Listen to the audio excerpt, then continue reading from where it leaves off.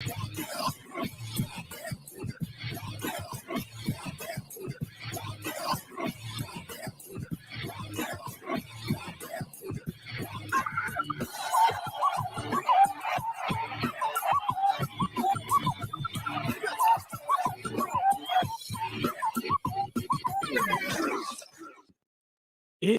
is hour number 2. That's drive time right here on the show that shakes the Southland. Lawton Swan with you. And, of course, Mike Yuva giving us the Gamecock perspective and a perspective on their rival, the Georgia Bulldogs, winning the national championship last night. Mike, man, welcome in. What was your take after the Dogs hoisted the Golden Scepter after knocking off the Alabama Crimson Tide 33-18 last night? Shoot. I mean, I think it was what we expected this game to be, a month ago in the SEC championship, right? Expected a better defensive performance from Georgia and, give them credit. They did a lot to be able to make some of those corrections. And, I mean, shoot, Alabama, they got down the red zone quite a few times last night. But unfortunately, they weren't able to punch it in. And Georgia's defense did what they did all season long, going back to that first game of the season, and Clemson fans know that too. I mean, it was just very difficult to score against this team, and they were, as Nick Saban said afterwards, they were the most consistent team all season long outside of that conference championship game. I look back on that first half, and you're right. That's what I thought I was watching. I thought I was watching Clemson and Georgia again, right? It was just sort of nobody could really move the ball. It was just sort of a game people might have labeled quote unquote boring. And then it sort of opened up, but maybe most surprising for me, I didn't think Georgia could win with Stetson Bennett at quarterback. And I know at one point they began to warm up JT Daniels to potentially bring him in, but Bennett, when they needed him, outplayed Bryce Young. I thought that was a big surprise. His story is just absolutely remarkable. I mean, you can't say that enough. From going to his dream school, walking on at Georgia, right? Then leaving, going to a JUCO, only to come back to be buried on the depth chart and to be able to get that opportunity. I mean, it epitomizes everything that is right and good with college sports, because we hear so much about the negative, especially nowadays with NIL and all the bad stuff, right? So to hear stories like that and to see something like what we saw last night play out in the manner in which it did, it's tremendous. But I think more than anything with Georgia, I think what they just did was their defense allowed Kirby to have that confidence in him just a little bit more, right? I mean, I've always been a believer that you go with the guy that got you there. I think back to, I obviously make a lot of Patriot comparisons here. I mean, when Tom Brady went down in that AFC Championship game that year, the Patriots won their first Super Bowl, Drew Bledsoe was the one that came out and helped them be able to make it to the Super Bowl. There was talk going into that game who was going to be the quarterback. They could have easily went back with Bledsoe, but they stuck with the man that got them there. And I think that's exactly what Georgia did last night. But I just think it makes that decision so much easier when you know that your defense can go out there and play in the manner in which they did last night and in the manner in which they did all season outside of that conference championship game. It was something, 33-18, the final score. The other thing, too, we talked about Clemson and Georgia earlier this season. How about the fact that Georgia opens the season winning a game against Clemson with a pick six and then shuts down that ball game last night with a pick six? That was wild. Well, it sums up what their strength was, which was their defense. It's so cliche to say, right? Defense wins championships, but you go back to that first game of the year for not just Georgia, but for Clemson as well. Both teams knew going into that game that it was going to be extremely difficult. Now, look, Clemson, in comparison, we've talked about it on your show before, did they take steps back in comparison to what they've done over the last couple of years? Yeah. But does that mean they're a bad team? Absolutely not. It just means the standard is just so high right now that when you have a couple losses, especially in conference play, it's going to seem like the world's coming to an end. So I say all that because going into a game like that, there's so much mystery still both teams. It's more so about how much are you going to show, how well are you going to be prepared for a week one game, because usually you're still installing so much. That's why you have a lot of those tune-up games. But for both those teams, they knew what they were getting themselves into. And for Georgia to come out and play in the manner in which they did against Clemson and to be able to continue to play at a high level like they did all season long and in the national championship. And like you mentioned, to be able to get a pick six just like they did in that week one game, it goes back to just that word that Saban used, that word consistent. So I think, look, going into those week one games from a fan standpoint, we love coaches. They might not say it publicly. They're not fans of them because they want to be able to get their teams prepared. Right. But give both Clemson and Georgia credit to have a week one matchup like that.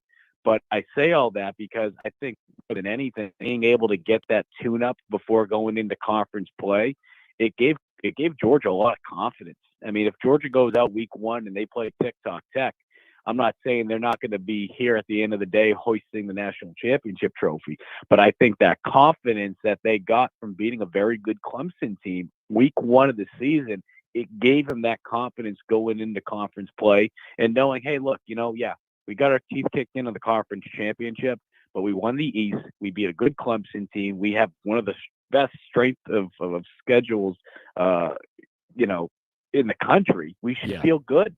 And I think being able to get it early on, I definitely think it allowed them to set the tone early. He's on Twitter at Mike_UVA, GamecockCentral.com, the website. Okay, Mike, so for Tigers and Gamecocks, that was your real rival, right? Like, Clemson's kind of got this subtle rivalry with Alabama because of the fact that they've met up in the college football playoff recently. But the rivalry between Clemson and Georgia and South Carolina and Georgia is intense. But I found myself in the moments, and some people say, oh, Swanny, you're a softy. You probably cried when you read Charlotte's Web. And I'll say, how did you know?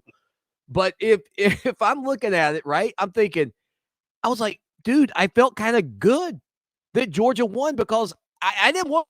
But when it happened, I was like, thank goodness Nick Saban didn't get another title. It was a weird dynamic. Right when it happened, I just kind of flip-flopped my feelings. See, and the thing with me is, I guess, not growing up in a state where college football is really that big, I can just always appreciate the greatness of it. And I've never been one to have, okay, I'm pulling for this team. Yeah, I guess you could say I grew up a Notre Dame fan, but it's nothing like the way Clemson fans cheer for their team or the way Gamecock fans cheer for their team or Georgia fans for that matter. I found myself wanting Alabama to win. And the reason why is I've just become such a fan of Nick Saban. And then what he did after the game last night, I don't know if you saw it, when Young and two of the guys were finishing up their press conference. They were ready to get up, and then Saban was going to talk. They had the student athlete speak first. He said, wait a minute, and he complimented both of them on the accomplishments that he did that season. I think it just speaks volumes of what he's all about. But the main reason why I wanted to see Alabama win last night is because I wanted to see one of my favorite records extended. And I guess you could say that it's still alive from a regular season standpoint. But unfortunately, for the first time in 4,112 days, an SEC East team beat Alabama. So Steven Garcia in those games, all the way back in October of 2010, that record finally comes to an end after 4,112 days. Just want to reiterate that. So Garcia last night, as the game came to an end, it's not PG, so I really can't say it. Right. Unbleeping real, and it's just a picture of Garcia, head tilted back, just chugging a beer. So records were meant to be broken, right? And that record came to an end last night. 4,112 days since an SEC East had beaten Georgia. However, that streak stays intact if we count conference play. So I'm with you. It's still intact in some respects. There you go. Got to find all the loopholes so we can keep this going. But yeah, I mean, but you know what it speaks volumes of, though? It speaks volumes of just what Alabama has done. Like I said, you look at the Patriots and what they've done from an East standpoint. Yeah. I'd be very interested. You go back in the SEC and look at the number of coaching changes since Saban was hired. What has it been? 15 years. So I say, look, we know from a college football standpoint, it's not the exact same. It's tough to make that, apples to apples comparison to college football.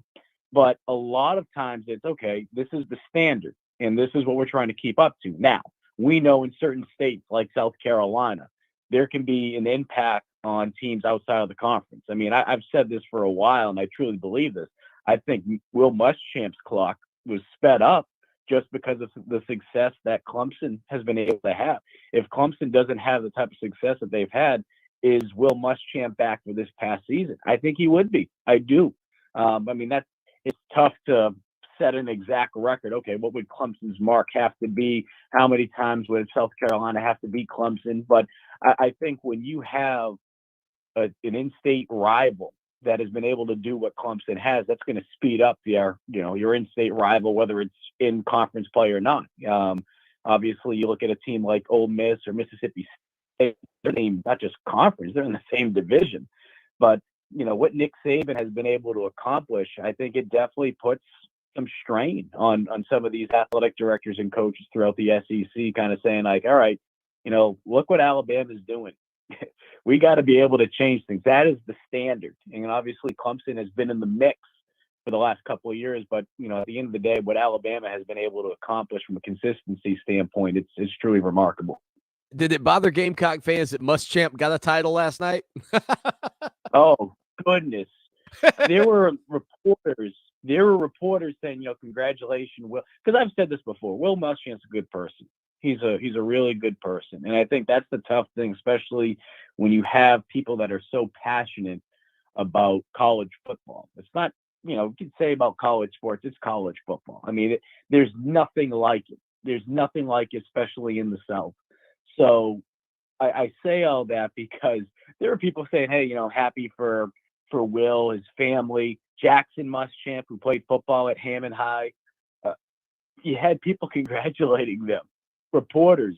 Now I knew better than to do that publicly, and people, you would have thought they were giving a compliment to a dictator from back in the day. I mean, it was incredible, the responses. So, yeah, I think some people are, but at the same time too, it's just like, look, it's kind of like an ex in a sense. It's like, you know what? Let them go do their own thing and just move on. And I think with Gamecock fans more than anything, and we saw it again last night, 30 minutes before kickoff, Shane Beamer drops another hashtag welcome home tweet, another commitment, the fourth commitment from the transfer portal in a span of 72 hours. You have to worry about you. You have to continue to work on yourself. And, look, Will Muschamp, Georgia, they did what they did. Is it going to make an impact from a recruiting standpoint a little bit? I'm sure it will, because, I mean, that is an SEC East team right there. So it will make an impact in the short term. But at the same time, too, you have to go back to putting your head down and just trying to find ways to get better. You can't worry about them. Just like South Carolina fans can't worry, or South Carolina as a whole, you can't worry about what Clemson's doing. You have to worry about you. You're not on that same level right now as Alabama or Georgia or even Clemson still. You have to find ways to get back to being relevant. And certainly South Carolina has been able to find ways with that positive momentum this past season with getting Shane and everything that he's been able to do this offseason and being able to get that bowl win. But you still have a long ways to go. And I think the last thing that you need to be worried about is what a former coach did here. He's at Georgia. Let him be. He's not the head coach. Just let him be. Mike Uva, again, GamecockCentral.com, on Twitter at Mike_UVA. So, Mike, a little hot under the collar question for you here. Who's more likely to win the next national title between Georgia and Clemson? If one of those two teams picks up another title in the next, 10, 15 years, maybe they win a couple, who knows? But which of those teams do you think is more likely to win another national championship? I mean, we could call it the recency bias, but I'd have to say Georgia. And the reason being is right now, when you look at the talent on their team in comparison to Clemson, I think I'd give them the edge right now. That's not to say Clemson does not have a lot of talent. Let's not mix up my words here. But Georgia, I just think that they have a little bit more talent to be able to get back to that point. On top of that, there's just so many changes going on right now with Clemson. And I think a lot of us want to see how it's going to play out this season. Now, One of the most obvious things in the world that we all know is that the path for Clemson is a little bit easier for Georgia. So, look, Tiger fans, I know Gamecock fans are going to bust your chops about it all the time. Honestly, who cares? Enjoy the path that you have. If it is a little bit easier, if the conference is a little bit down, who cares? Because at the end of the day, when you look back, you can say we have 3 national titles. It doesn't matter what we had to do to get to that point. And when we got to the playoffs, we were able to take care of Alabama. We were able to take care of Georgia. If it gets to that point, you have to play Georgia in the national title or a playoff game next season or in the next couple of years. So I think for Clemson, that element of it helps them out. But just strictly speaking from a talent standpoint, I would have to give the edge right now to Georgia. Mike, you know what's crazy is even with that final margin, 33-18 last night, the final score, and how that late pick six kind of made that gap feel so big, it really gave me a perspective on what Clemson did to Alabama a few short years ago in that 44-16 win. I know you were at that game. That still feels like the last time, and maybe the only time, we've really ever seen Alabama, like, quote unquote, dismantled, right? I mean, that was just what Clemson did to them that night was crazy because the Tigers could have scored 50 or more points. Remember, that final drive was like 11 minutes and ended at the goal line. I think what we saw last night is a Georgia team that had the ability to go up against Alabama a couple weeks prior, and they had a blueprint of what they needed to do to get things corrected if they wanted to be able to beat them. Because at that point, just like any team, right, especially when a team gets their teeth kicked in the manner in which Georgia did, other teams have blueprints now. So, yeah, Michigan had a blueprint of how to beat Georgia. Well, you can have all the blueprints in the world. You still have to, number one, execute. Number two, have the talent to be able to do it.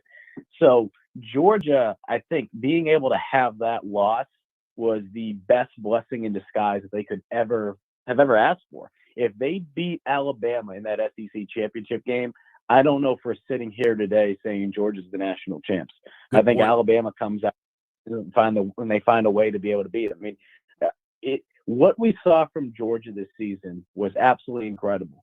And just the letdown that they had in that conference title game, it was just very uncharacteristic, like compared to what they did all season long. So I think you got to give credit to that coaching staff. You got to give credit to Kirby, and you got to give credit to the players for continuing to buy in and believe in what the coaches were preaching going into the national championship and saying, hey, look, all right, things didn't work out for us that first time around. There's going to be a lot of people probably saying to come out and do the exact same thing again. But you know what? We've proven it. We've proven it by winning the East. We've proven it by being able to be a very good Clemson team. We've proven it by being some very good teams this season. We know we're talented. We just have to go out there and just not shoot ourselves in the foot. And I think Alabama, and I don't know, maybe it's a confidence standpoint. I don't know. I mean, obviously Saban, he's one of the most prepared coaches in all of sports, never mind college football. But your players have to have that same mentality. I mean, this is just pure speculation. It makes you wonder. I mean, going into that Clemson game, there was a lot of talk in Swanny. I don't even know if you remember it. There were a lot of talks that Clemson was not worried, that Alabama was not worried about Clemson. They were not worried about Clemson that year. Right. And what happened? Well, they got punched in the face. So, it makes you wonder. It makes you wonder if being able to go out there and beating Georgia like they did in that conference title game, if that gave some of those players just maybe too much confidence going into the national championship. Figuring and thinking, you know what? We took care of this team a couple of weeks ago.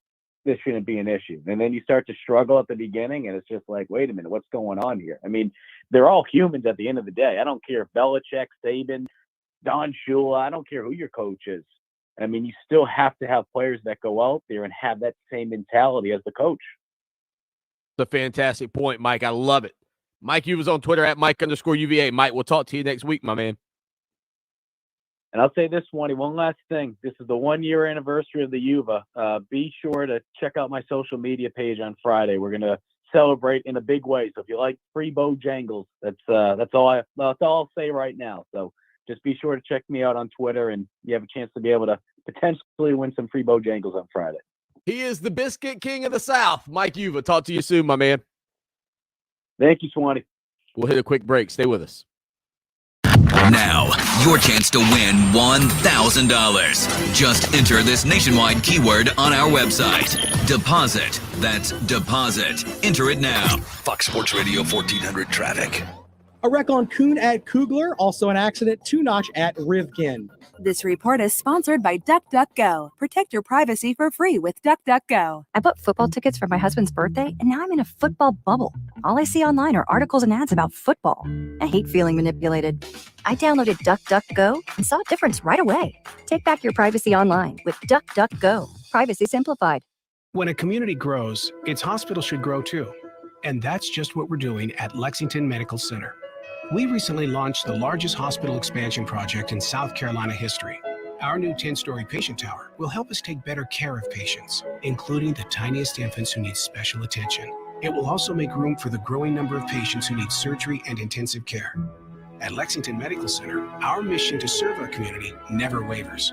We're here when you need us today, and we'll be there when you need us tomorrow. If you suffer from erectile dysfunction, or ED, we know what your New Year's resolution is. Peak Performance for Men knows that 90% of ED cases are caused by old, broken-down blood vessels. Medication may offer a temporary cure for the symptom, but Peak Performance for Men uses focused linear compression therapy to treat the cause. Focused linear compression therapy is a scientifically proven, non-invasive treatment that uses pulsed energy waves to open and repair aging blood vessels, increasing blood flow and stimulating stem cell growth, which in turn improves sexual performance. There's no drugs, pumps, needles, surgery, or pain, so there's no side effects or downtime. Over 80% of men who receive the treatment have long-term improvement in male performance, which means Peak Performance for Men can make that New Year's resolution come true. Let the experts help you today. They're offering a free consultation and ultrasound, so why wait? Call 803-302-8181 or visit peakperformanceformen.com. When a physician you trust moves on, it's deflating. When that physician returns, it's worth celebrating. Welcome home, Dr. Paul Espinoza of Espinoza Vein Institute. Yes, Dr. Espinoza is back in Lexington, caring for patients, former and new. As a trusted, respected, certified vein specialist, he offers personalized, compassionate treatment in a private practice that feels like home.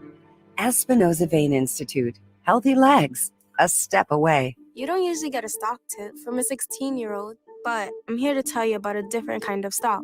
It's called Better Futures, a stock for social change that's not about making money. Instead, you invest to help students like me go to college. This is beyond a simple donation. It's the opportunity for America to invest in its kids and take an active stake in the future of the country. The return on your investment isn't money. What you get back is knowing you protected our potential.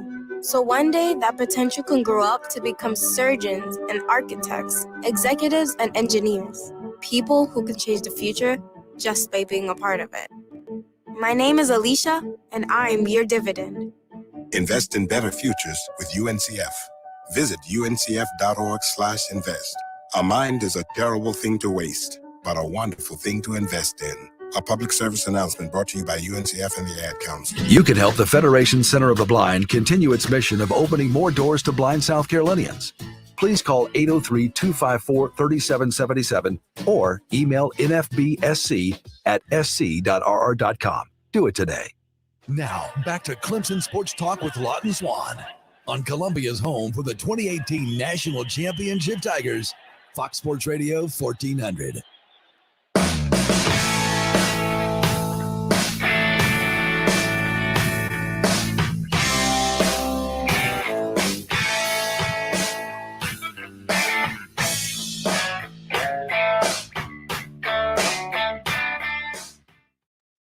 Back at it on a Wednesday. Wanted to get that full interview in with Mike Yu, but we weren't able to play it all yesterday. And again, off the heels of Georgia's victory over Alabama.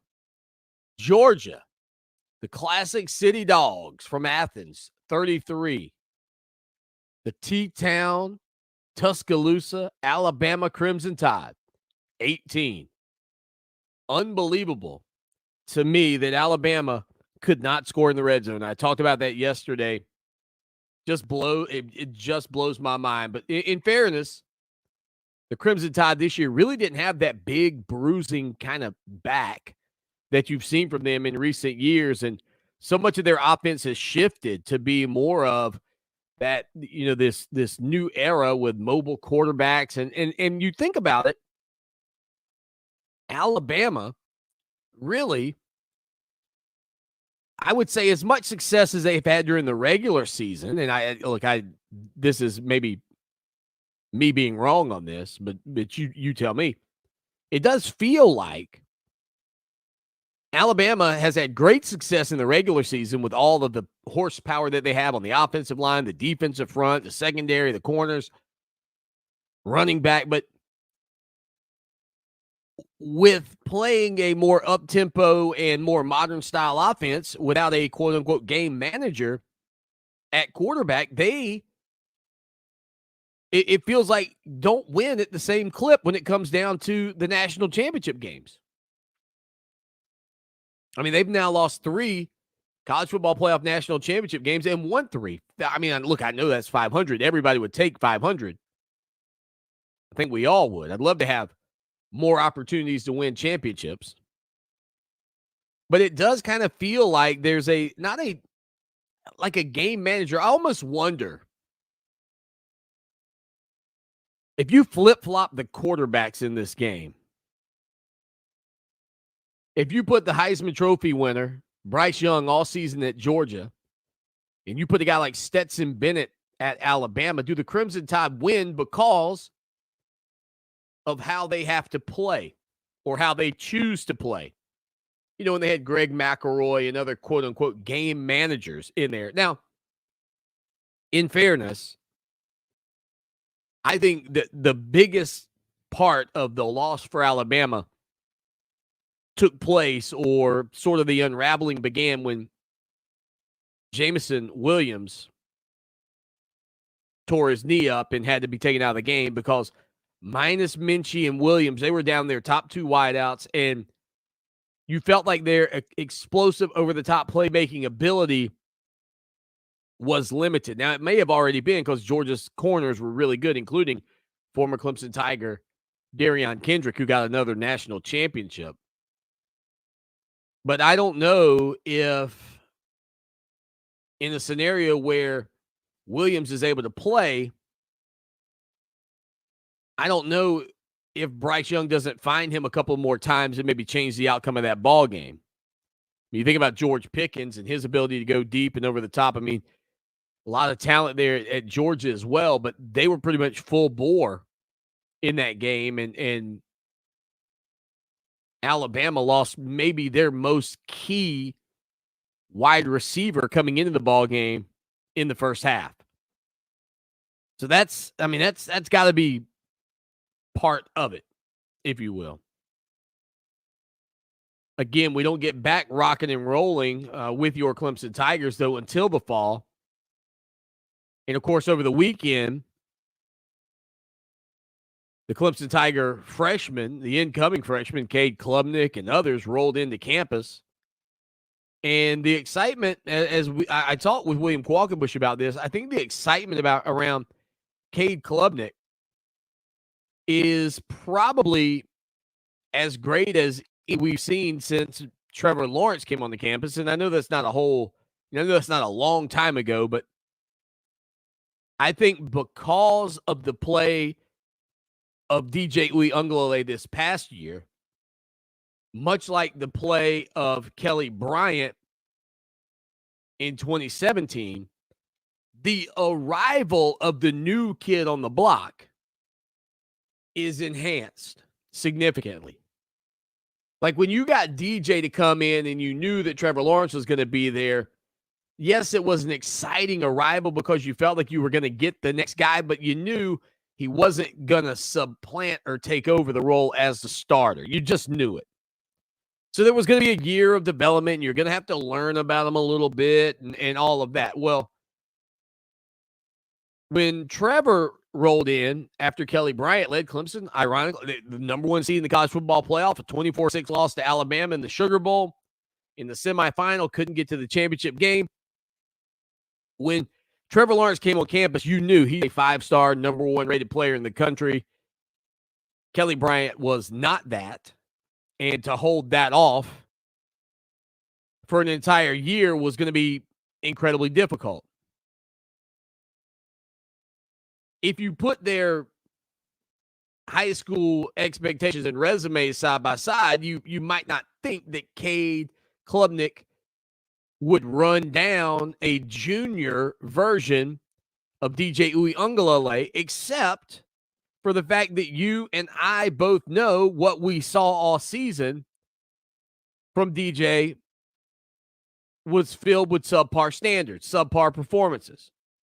And so from today until September the 5th in Atlanta, when Clemson opens the season against Georgia Tech in Mercedes-Benz Stadium, the great debate about these two quarterbacks, much like the debate around Trevor and Kelly Bryant, will most likely continue to exist, not because of the differential in what they were coming out of high school, very similar, but the differential of what you believe Klubnik can become and what you've seen Uiagalelei be as the starter. If Uiagalelei doesn't change for the better, he will get run down by Cade Klubnik. I truly believe that. I don't think this is a no-doubter like Kelly Bryant and Trevor Lawrence felt. Like, I thought that was a no-doubter. And then 4 games into the season, it was a no-brainer. DJ has to be better in order to hold on to that spot in 2022. We'll hit a quick break. Clemson Hoops at Notre Dame tonight. We'll give you the update on that right after this.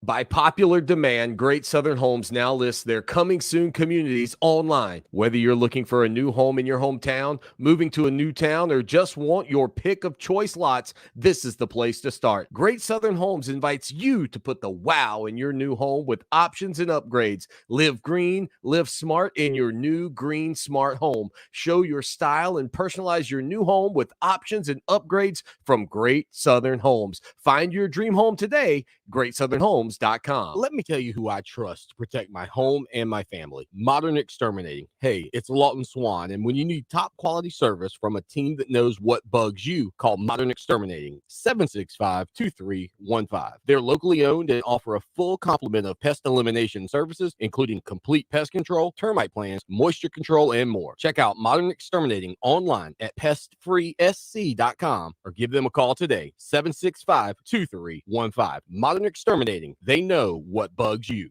Let me tell you about the fine folks over at Dental Dentistry of Lexington. Dr. Bennett Hammett and Dr. Rick Jackson can take care of all your dental needs. With TVs and headphones in every room, digital x-rays done in a flash, you can relax while their wonderful staff takes care of all your dental needs. 803-957-2297. Tell them you heard about them right here on the show that shakes the Southland and get $50 off your first visit. That's General Dentistry of Lexington, located at 109 Timber Mill Drive, right off of Highway 1. Now, your chance to win $1,000. Just enter this nationwide keyword on our website. Deposit. That's deposit. Enter it now. Now the forecast from the Red Shirt Guys Roofing. TheRedShirtGuys.com. We head to, I guess, what we could call an average early January day. A lot of sunshine, calm winds, and 55 degrees for a high. For ABC Columbia Channel 25, I'm Tyler Ryan. This report is sponsored by DuckDuckGo. Protect your privacy for free with DuckDuckGo. I bought football tickets for my husband's birthday, and now I'm in a football bubble. All I see online are articles and ads about football. I hate feeling manipulated. I downloaded DuckDuckGo and saw a difference right away. Take back your privacy online with DuckDuckGo. Privacy simplified. This is Nnamdi Asamoah. I play football for the Philadelphia Eagles, but what I do off the field with United Way might be more important. I'm a volunteer tutor and mentor. Why? Because over 1 million kids a year drop out of school, and that's not okay. It takes 12 years to create a graduate, but it takes about the same time to create a dropout. And the difference between a child becoming one or the other could be me, or it could be you. Studies show that if we get to these kids earlier, their chances are better. And kids who read well by 3rd grade are more likely to graduate. So join me in United Way. Suit up and take the pledge. Become a volunteer reader, tutor, or mentor. Because when a child succeeds, we all succeed. Give, advocate, volunteer, live united. Take the pledge at unitedway.org. Brought to you by United Way, the Ad Council, and the National Football League. Not completing high school is more of a social thing than it was an academic thing. Even though all these years have passed, I still had that longing to have my diploma. At age 30, Carissa finished her high school diploma. If you're even considering getting your high school diploma, you can do it. No one gets a diploma alone. If you're thinking of finishing your high school diploma, you have help. Find free adult education classes near you at finishyourdiploma.org. That's finishyourdiploma.org. Brought to you by the Dollar General Literacy Foundation and the Ad Council. Broadcasting from the TrueCar.com studios. This is Columbia's Fox Sports Radio, 1400.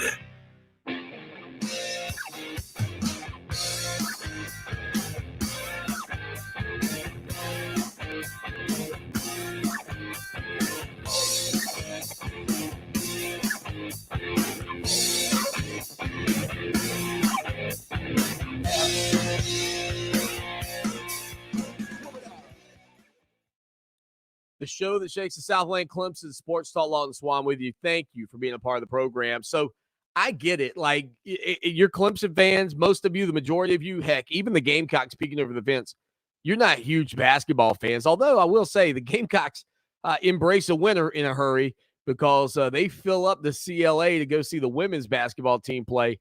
Dawn Staley just crushing it when it comes down to the level of success that she's had. And it's impressive. Because what she has been able to do, and again, the national championships have not come in to the degree that I think South Carolina fans would like, but what she has managed to do, much like Dabo Swinney, is sort of rise to the top while there is a traditional or a traditionally bigger name in the sport in Gino Auriemma at Connecticut. And I've always said, like, it's similar to Dabo Swinney at Clemson in Alabama. Like, yes, her name would have to be one mentioned at Connecticut because I think they would pony up just dumb amounts of money, just stupid amounts of money to get her to go there once Gino leaves. But much like the Alabama situation for Dabo Swinney, once Gino leaves, hey, South Carolina, you are the spot. Like, Connecticut's no longer the spot. So it's one of those situations where the same with Alabama, like once Nick Saban leaves, Clemson's kind of the spot. Why would you go to Alabama anyway? You're already now the guy without Saban there. So I say all that to note that this is not the biggest basketball audience ever in this state with Clemson and South Carolina. A lot of that comes down to success and a lot of the issues that these teams have had through the years, both Clemson and South Carolina, is an inability to win on the road. Well, looky what we have here. Clemson, a 2-game winning streak on the road, heading up to South Bend, Indiana, to take on a Notre Dame team, quite frankly. I mean, if we're just going to be honest here, is certainly vulnerable to this Clemson Tiger squad. The problem is for Clemson, what it always is. Out of the gates, it's not just perimeter defense, but more so generating offense on the perimeter. Now, the good news, Clemson shoots the ball pretty well from the three-point line, one of the best teams in the country this season. So that's a positive. Free throws, got to be sharp for Clemson in this game. But the other thing that we have seen is the emergence of P.J. Hall offensively for the Tigers. And P.J. Hall's emergence, in my estimation, is not the biggest storyline in the Atlantic Coast Conference by any means at this point. But it's a big storyline for the Clemson Tigers because much like a good run game can open up the downfield passing in football, the ability to score on the interior offensively can open things up on the perimeter. Because now guys are having to crash down to help out with PJ. He kicks it out. The smaller, undersized guards are getting open looks. The other thing that I really like, though, about this team, and I've said it all year, and I don't want to say I'm the first guy on the bandwagon, but David Collins as a guard / small forward is a creator. And what that does for this team is it creates opportunities for everybody to score. And he is savvy with the basketball. Savvy with the ball in his hands. And I just think that type of, having that type of player, not only on the court, but in your locker room, a mature kid. He's a transfer from South Florida. You're not having to deal with the nonsense of a young guy. You're talking about somebody that's kind of been there and done that.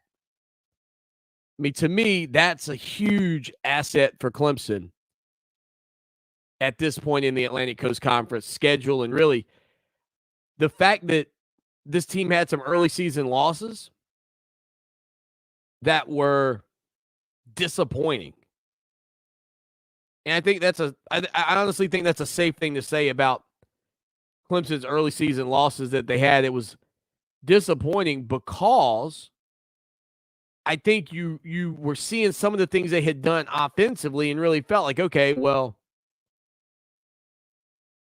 these guys should have the ability to knock off opponents from lesser leagues, et cetera, but they didn't do it. But I think now looking back on it, a portion of that came down to continuity of this team and these guys figuring out where they need to be. And we heard Brad Brownell say that the other day, that this team is finally starting to understand that a little bit more, and they're coming together at the right time, because really postseason play is going to be largely judged by your performance in the Atlantic Coast Conference. Sure, some of those losses that Clemson had out of conference, they hurt. They're blemishes, but they can be covered up by quality wins in the Atlantic Coast Conference. And again, it all kicks off tonight, or tips off tonight, as the Tigers take on Notre Dame, and Brad Brownell's squad looking for their third consecutive road victory. I mean, yeah, losses to St. Bonaventure, West Virginia, Rutgers, that's frustrating. But a chance to win a second consecutive road game and a third consecutive overall feels good. Speaking of PJ Hall, Hall's numbers this year are actually up 11.2 points per game, up 3 rebounds per game, and 1.4 assists per game. I mean, that is improvement in a hurry, averaging 14.7 points per game right now and 6 rebounds for your Clemson Tigers. I like this team. And a couple of names I didn't even mention. Alex Hemingway, nice shooter from the perimeter, and then Hunter Tyson, sort of a glue guy as well for this team. With a quick break, final segment, hour number 1 here. The show that shakes the Southland on a Wednesday afternoon, coming up next. When a physician you trust moves on, it's deflating. When that physician returns, it's worth celebrating. Welcome home, Dr. Paul Espinoza of Espinoza Vein Institute. Yes, Dr. Espinoza is back in Lexington, caring for patients, former and new. As a trusted, respected, certified vein specialist, he offers personalized, compassionate treatment in a private practice that feels like home. Espinoza Vein Institute. Healthy legs, a step away. If your New Year's resolution is to spend more quality time with your partner, don't let ED get in the way. The professional erectile dysfunction specialists at Peak Performance for Men know that a new year means a new you, and they're ready to help. 90% of male performance issues are caused by old, broken down blood vessels, which affects blood flow. Peak Performance for Men treats this problem using focused linear compression therapy, an FDA-cleared medical device. Our focused linear compression therapy is a scientifically proven, minimally invasive procedure that uses pulsed energy waves to open and repair aging blood vessels. This increases blood flow, stimulates stem cell growth, and greatly improves male performance. With Peak Performance for Men, there are no medications, no surgery, and no side effects. Over 80% of men who receive the treatment experience long-term improvement. Call now to receive your free consultation and free medical ultrasound at 803-302-8181. Schedule now at 803-302-8181. At the Samuels Reynolds Law Firm, we've seen how terrible accidents turn lives upside down, and we're proud to be the lawyers our clients depend on during their toughest moments. I'm Jason Reynolds. Call me when your family is faced with any serious injury or death. And I'm Stephen Samuels. When you're hurt at work, I go to work, getting you the medical treatment and workers' compensation you depend on. We have the experience and passion you need when you need it most. Samuels Reynolds. True injuries, true lawyers. 779-4000. We're planning a trip to Spain later this year. But our Spanish is pretty bad. So we're using Babbel. Babbel's conversation-based method teaches you real-life words and phrases. And with Babbel's interactive bite-sized lessons, you'll remember what you learned. There's no easier way to learn another language. Ahora hablamos español. He just said, now we speak Spanish. Babbel, language for life. Now try Babbel for free. Just go to Babbel.com. That's Babbel.com. BC Powder knows life pushes us to the max, work to the max, family to the max. It can all mean pain to the max. So BC introduces new BC Max Strength. New BC Max relieves tough headaches and body pain at the speed of powder. Nothing stronger on pain without a prescription. Pain to the max? New BC Max. In a great tasting lemonade flavor. Hi, I'm Sarah Kustak. I'm the NBA analyst for the Yes Network, and I'm hosting a new podcast called NBA Flashback. NBA Flashback takes you back to the best moments in NBA history through exclusive archival audio from the NBA Vault. Hurry, way downtown, bang, bang! And each week, we'll have new interviews with the legends who were actually on the court. Check out the NBA Flashback podcast on the iHeartRadio app or wherever you get your podcasts. For 60 years now, the Federation Center of the Blind has been making a difference in the lives of visually impaired South Carolinians through its innovative services. You can help them continue their important work by calling 803-254-3777 or emailing nfbsc@sc.rr.com. Win $1,000. No way. Oh, baby. Yes way. It's a grand in your hand. Listen every hour from 7 a.m. till 7 p.m. weekdays for your chance to win.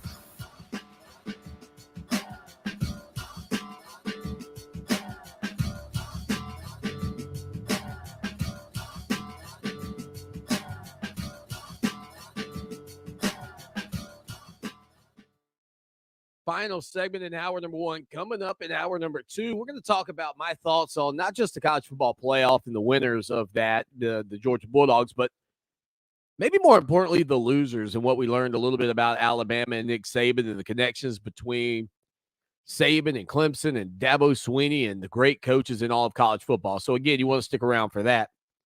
803-450-0086. Again, I mentioned it earlier just in the last segment, but Clemson basketball tonight taking on the Fighting Irish of Notre Dame in South Bend, Indiana. Guarantee you this, if Clemson gets a victory, it is a substantial one given their lack of success historically on the road in the Atlantic Coast Conference. And to win 3 straight, 3 in a row in the ACC for Clemson, that's a big deal to me. To give you some perspective on that, if Clemson can win at Notre Dame, it would be the first time Clemson has won 3 straight ACC road games in 25 years. That was when I was in college, 1996, at Clemson. Rick Barnes and the Tigers won 3 straight road games at Virginia, Florida State, and Maryland from December the 7th, 1996 to January 15th, 1997. And there are only 2 other times that Clemson has won at least 3 ACC road games in school history. In 1976 and 77, wait for it, Swanny wasn't born yet.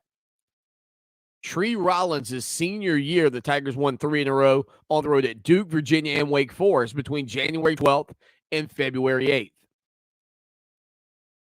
By the way, I believe that 8th may be the day I was born, looking at the way the schedule was shaping up. So Clemson's longest ACC road winning streak in history is 5 all-time from 1986 to 1987. Horace Grant's senior year. That year, Clemson won its first 5 ACC road games with victories over Wake Forest, Georgia Tech, Maryland, NC State, and Virginia. But they have not won 3 in a row in conference since your boy Swanny was standing North Floor. And you know what? North Floor for life. That's the Sports Illustrated cover year. That's what I'm talking about. Well, not cover, sorry. The Panthers and the Packers were on the cover.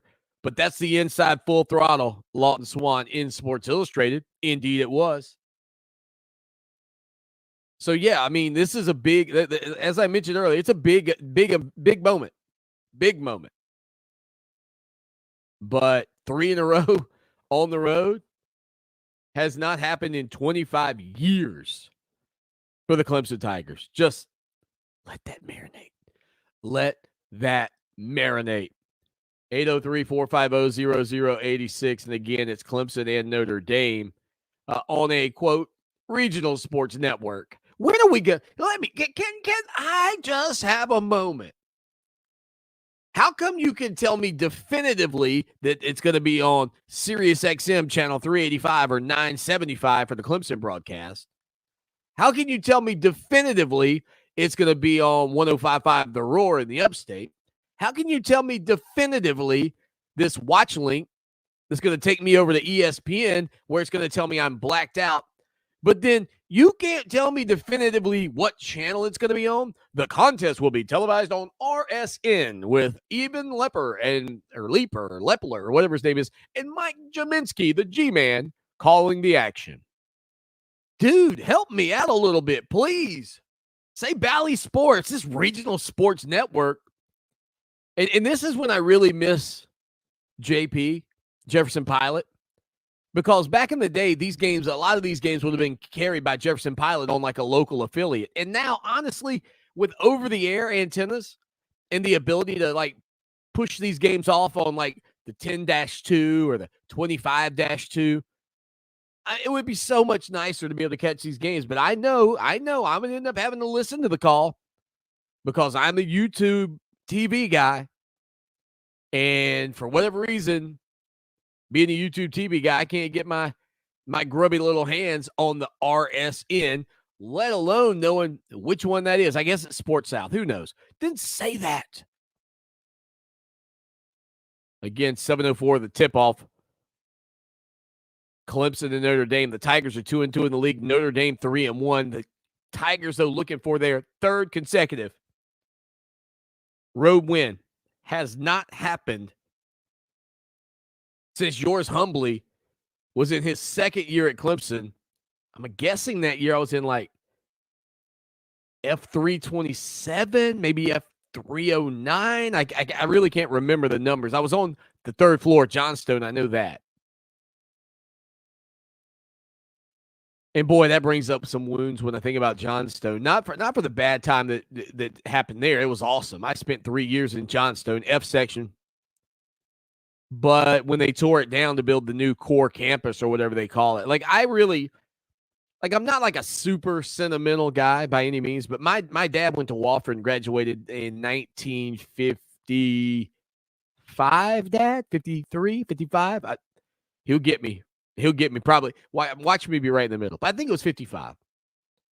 So my dad graduated at Wofford in 1955, and his dorm was Green Hall. That dorm is still there. Like when I was a kid, he took me to show me where he lived. I've taken my kids to show them where my dad went to school or where he stayed when he was at Wofford. I can't even take my children to where I stayed at college at Clemson. And I'm not, like I said, I'm not some super sentimental guy, but I can remember like the last time I left Johnstone thinking, it is going to be cool. And maybe even after it was still up, but I wasn't living there, thinking, it's going to be cool one day to take my family back and go knock on that door, walk up to whether it was F327. I also lived in F119 for a couple of years, or for a year in F119. Like to walk up to F119 and be like, fellas, hi, Lawton Swan. I lived in this room some 25 years ago. May I look around? Might I trouble you for a glass of milk? But no, instead, what do I have when I go up to show where I used to live at Clemson? Memories like the corners of our mind. Just memories of the way we were. There we go. Hour 2. I might sing some more. Who knows? Rob Sanders. Follow him on Twitter at Rob Sounds Good. He leads into the show with the rundown. He secretly loves it when I sing here on the program. Hour 2 coming up next.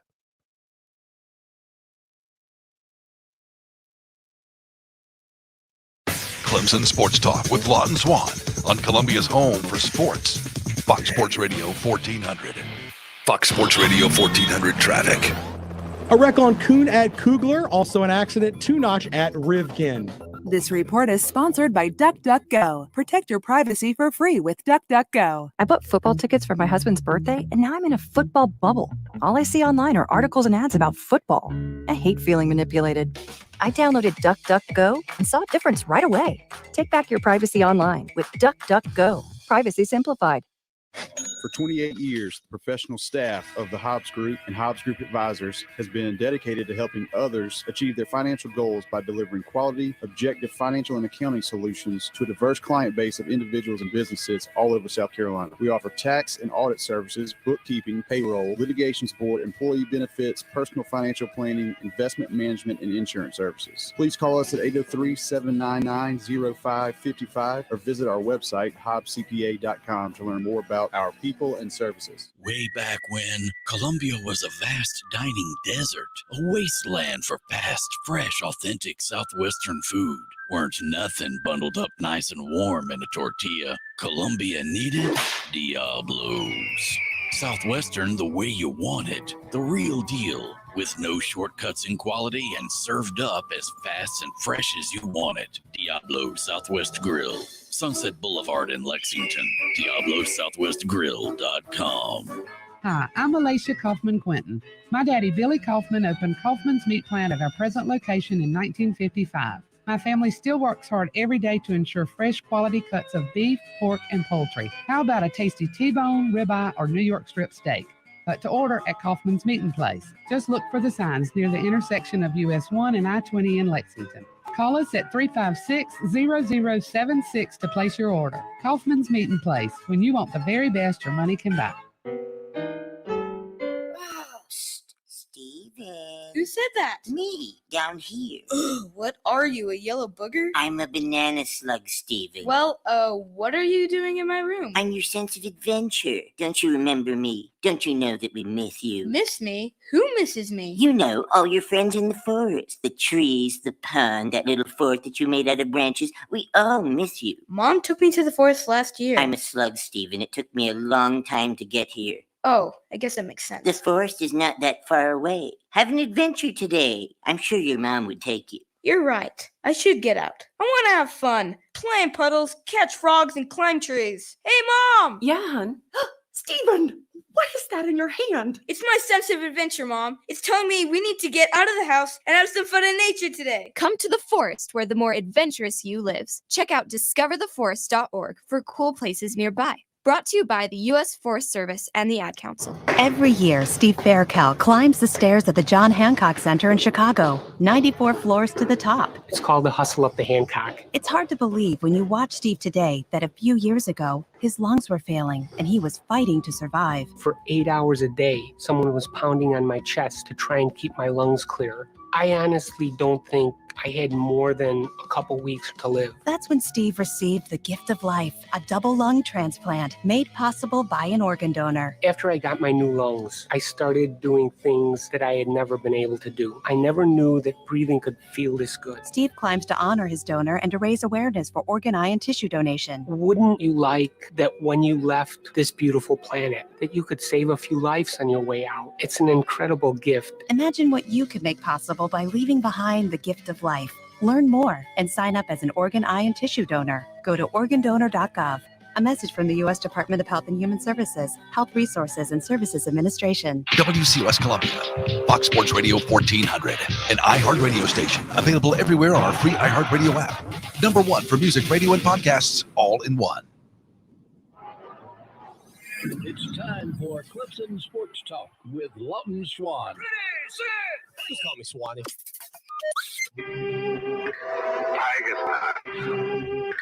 Tiger style.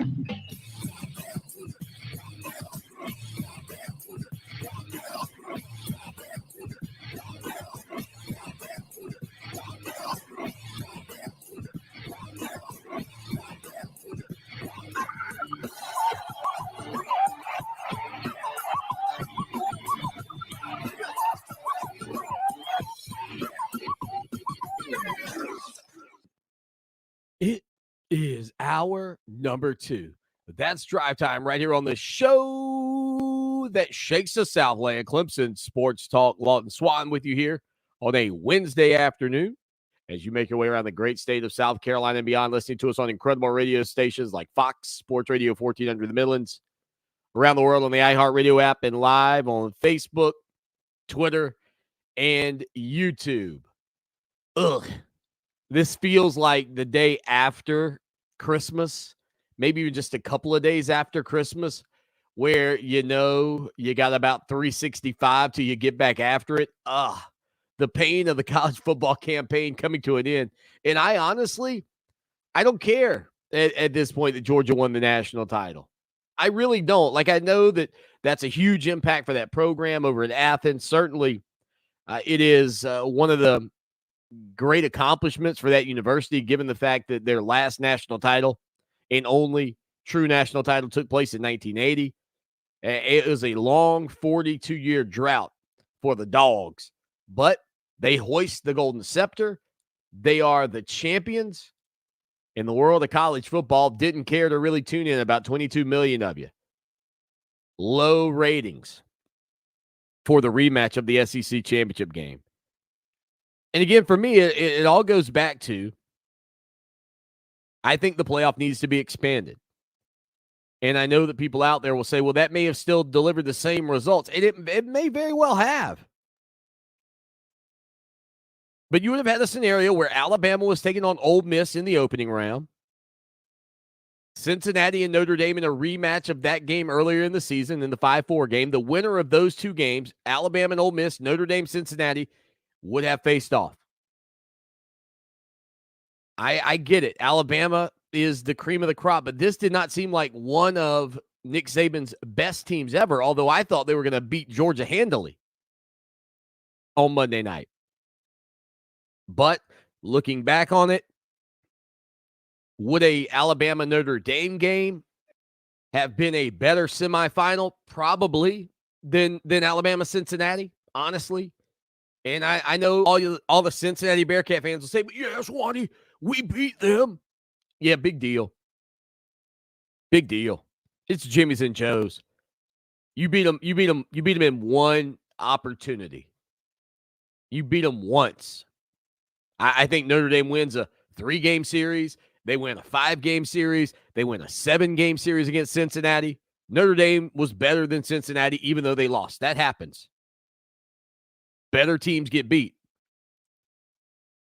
On the other side, you would have had Michigan taking on Ohio State in the 2-7 game, and Georgia and Baylor in the 3-6 game. Could you have gotten Georgia and Ohio State? Would that have been a better semifinal? Maybe. Could Baylor have pulled an upset? Who knows? Again, the answer to this, to me, and you still might deliver Georgia, Alabama, but the feeling is they earned it. That they went out on the field in an 8-team playoff and they got to the championship. In this scenario, it feels like the College Football Playoff Committee tries as best they can to split up conferences in those semifinal games and set you up for a rematch of the SEC championship. That's not great, Bob. Not great. 803-450-0086. I tell you what is great, though. Don't look now, but we told you this before the matchup between Alabama and Georgia. When you talk about Power 5 winning streaks in college football, like, who is the team in America on January 12th, 2022? Who is the team in America that will enter the 2022 campaign in the Power 5 with the longest active winning streak? Look no further than Pickens County, where your Clemson Tigers have a 6-game winning streak, the longest streak in the Power 5, ahead of Baylor, who has 5, Kentucky with 4, and that's it in terms of the top few teams. Now, Louisiana Lafayette, the Raging Cajuns, have a 13-game winning streak. However, not in the Power 5. So that's the truth of the matter when it comes down to what program enters the new season in the Power 5 with the longest winning streak, and that is your Clemson Tigers. Incredible, right? I mean, to go from being dismissed to the top of the list is pretty impressive. And again, I get it. Billy Napier's Raging Cajuns, he's now off to Florida, but they have won 13 consecutive games in the Sun Belt. I was looking to see if I could find their future schedule to see if/when Louisiana Lafayette could fall off, thus maybe presenting Clemson with an opportunity to step into the number 1 spot. Give the Cajuns, or the Raging Cajuns, credit, though. They do tend to go out and play some pretty stiff competition. Last year they played at Texas. I mean, that's not an easy one. They've got Florida State, probably their toughest game, back into the schedule in November. So they'd have to get clipped in a conference game next year, or else they might continue to run that thing out. But in the Power 5, the Tigers, your Clemson ones, are on top of that list, incredibly, right? 803-450-0086. 803-450-0086. Text line, phone line, be a part of the program anytime, any place, anywhere. It's always good to chat with you about your Clemson Tigers. Don't forget our website. Put the .com on it. Doggone it. That's ClemsonSportsTalk.com. Full coverage of your Clemson Tigers. Again, tonight, the Clemson men's basketball team, 7 o'clock, about an after we go off the air, they will be taking on Notre Dame, the Fighting Irish in South Bend, Indiana. Tim Beret, who joins us every Thursday in his old stomping grounds. As a matter of fact, earlier today, he tweeted out a picture from the seats in which he sat when Notre Dame snapped UCLA's 88-game winning streak in basketball. Think about that for a minute.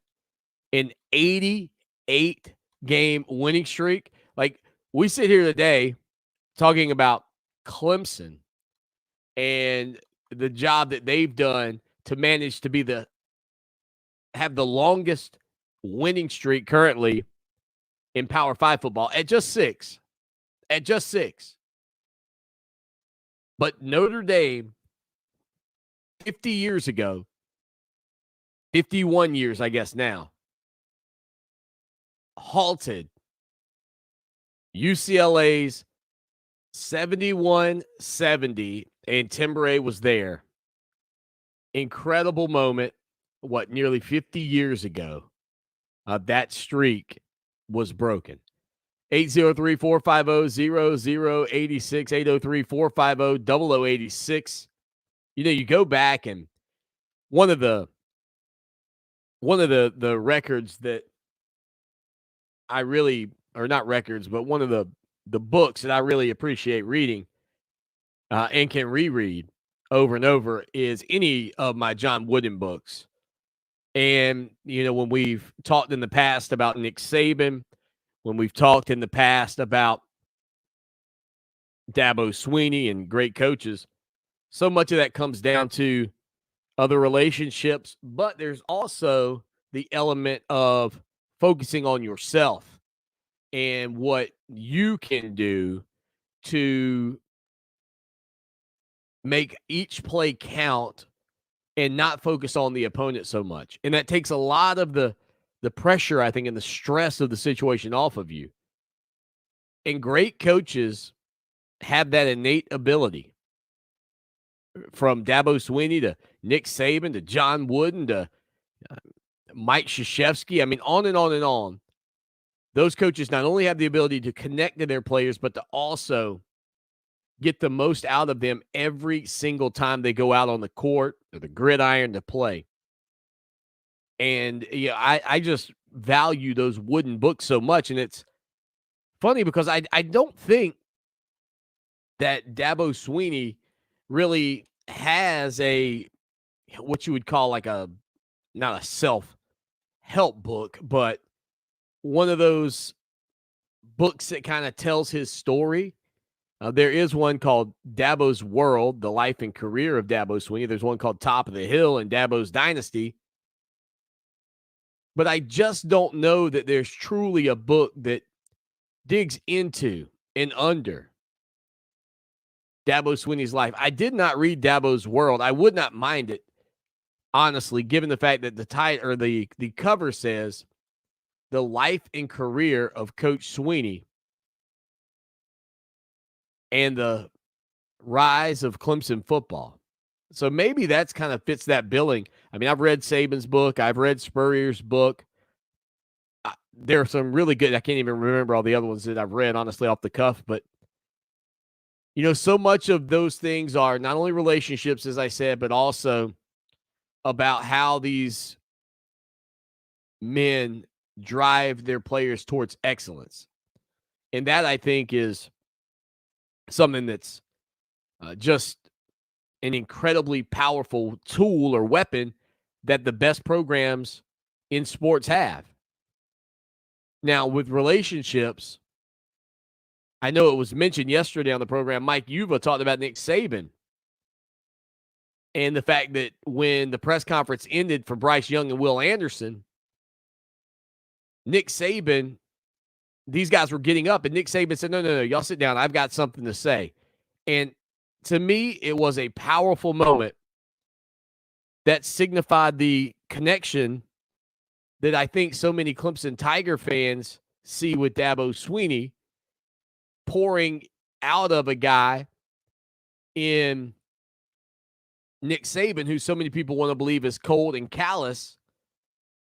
But it is all about relationships. And so what we'll do is I'll let you hear what Nick Saban had to say Monday after Alabama's loss as his two team leaders were getting up from the press conference. It's really awesome. Bryce and Will, thanks for your time. We'll let you head back to your locker room. I'd like to say something. Can I say something? Absolutely. These two guys that are sitting up here, they're not defined by one game. These guys played great for us all year. They're great competitors. They were great leaders on this team, and they contributed tremendously to the success of this team, and we would not be here without them.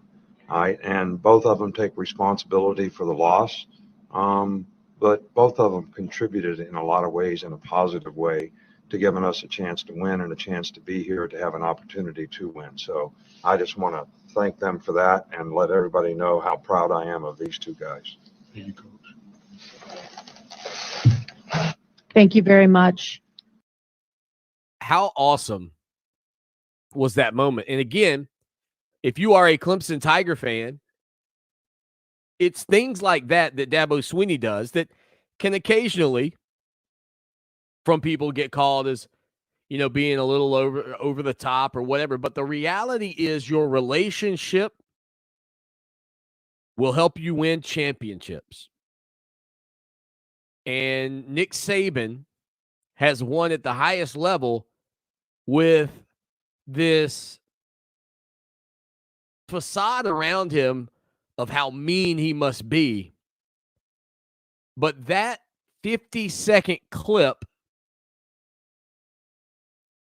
of Nick Saban taking a moment after a loss in the national championship game to recognize the talents and the contributions of two of his star players, not behind closed doors, to the masses, and saying these two guys that are sitting up here, they're not defined by one game. And more telling to me was how Will Anderson and Bryce Young responded, or how they reacted. So they were both standing. What you could not see listening to that is that they were both standing, and Saban sort of, I don't know if he kind of grabs them by their arms or he touches them maybe on their arms, not forcing them by any means, but I'm going to rewatch just the video. Yeah, he kind of just puts his hands out to the side, like, pump the brakes for a second, guys. And they both sit right back down astutely, attentively, and listen to what their coach has to say about them. And then as they're standing up, I believe it's Will Anderson that kind of says, "Thank you, coach," under his breath, or what, not in a bad way under his breath, but just kind of says it as he's standing. And that 50 seconds is what college football is about.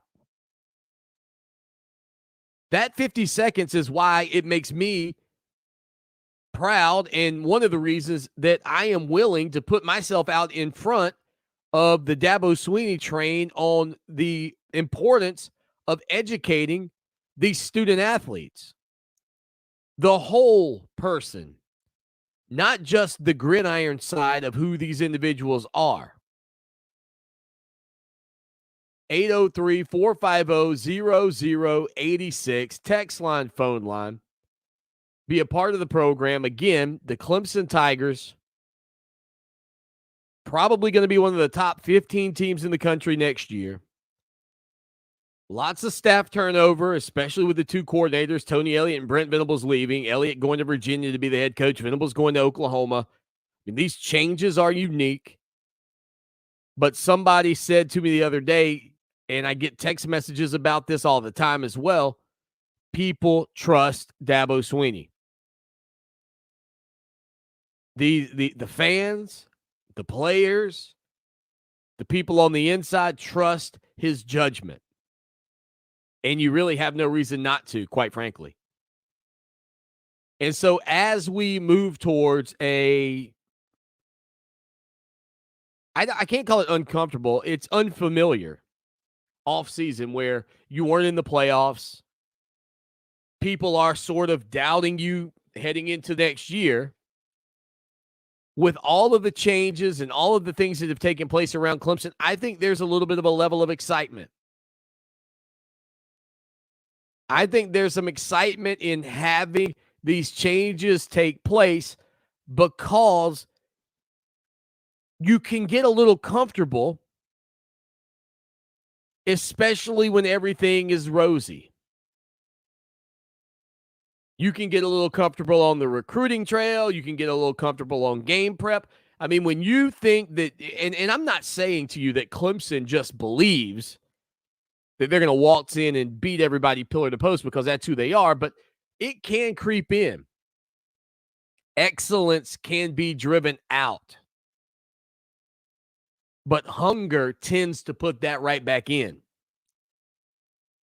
And I think that this offseason, from a workout standpoint, from a preparation standpoint, from spring practice, from all of those different aspects, I expect Clemson to do it at a better level than they probably have dating back to the end of the 2015 season when they were beaten by Alabama and Deshaun Watson and Mike Williams and the other wide receivers on that team worked tirelessly during the offseason to prepare for the opportunity after their head coach sat on the stage, much like Nick Saban, after a loss and said, it won't be another 35 years before Clemson gets back here again, or 34, or whatever it was at the time. And it wasn't. They went back the next year, and they won title. I think Clemson will be driven by what happened this past season. No doubt about that. 803-450-0086. Again, coming up tonight, 7 o'clock, your Clemson Tigers will take on the Fighting Irish. We talked about it in hour number 1 as well. You can go back and catch the podcast editions anytime, any place, anywhere. Now, your chance to win $1,000. Just enter this nationwide keyword on our website. Family. That's family. Enter it now. Fox Sports Radio 1400 traffic. Traffic types this afternoon include Atrium Way at Two Notch, also Broad River at St. Andrews. The 103.5 FM WVOC traffic tip line number is 343-1055. This report is sponsored by Taco Bell. Raise your hand if you like burritos. Put a Taco Bell $2 beefy melt burrito in that hand. Seasoned beef with a 3-cheese blend? Put another beefy melt burrito in the other hand. You're welcome at participating Taco Bell stores for a limited time only. Price and participation vary. Tax extra. If you suffer from erectile dysfunction or ED, we know what your New Year's resolution is. Peak Performance for Men knows that 90% of ED cases are caused by old, broken down blood vessels. Medication may offer a temporary cure for the symptom, but Peak Performance for Men uses focused linear compression therapy to treat the cause. Focused linear compression therapy is a scientifically proven, non-invasive treatment that uses pulsed energy waves to open and repair aging blood vessels, increasing blood flow and stimulating stem cell growth, which in turn improves sexual performance. There's no drugs, pumps, needles, surgery, or pain, so there's no side effects or downtime. Over 80% of men who receive the treatment have long-term improvement in male performance, which means Peak Performance for Men can make that New Year's resolution come true. Let the experts help you today. They're offering a free consultation and ultrasound, so why wait? Call 803-302-8181 or visit peakperformanceformen.com.